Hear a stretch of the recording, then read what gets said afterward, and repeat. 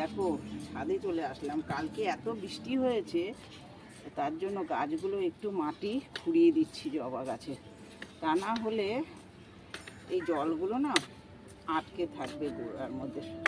এবার মাটিটা একটু এরকম করে দিলে বন্ধুরা এত ভালো হবে, কারণ মাটিটার মধ্যে প্রচুর কালকে বৃষ্টি হয়েছে, জল হয়েছে।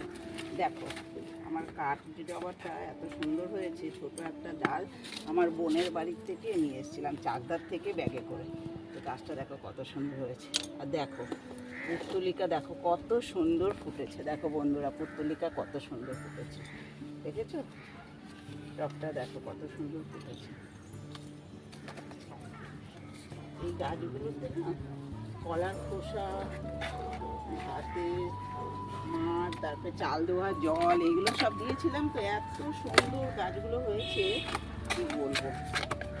এই গাছগুলো এত সুন্দর হয়েছে, জলগুলোই ফেলে না দিলে পরে পুরো গোড়া পচে যাবে। দেখো অ্যালোভেরা গাছে এত জল, বেশি জল লাগে না অ্যালোভেরা গাছে। কালকে এত বৃষ্টি হয়েছে, সেই জন্য ছাদে উঠে পড়লাম এখন এই রোদের মধ্যে, কারণ এই মাটিগুলো না করে দিলে পুরো গাছের গোড়া নষ্ট করে দেবে।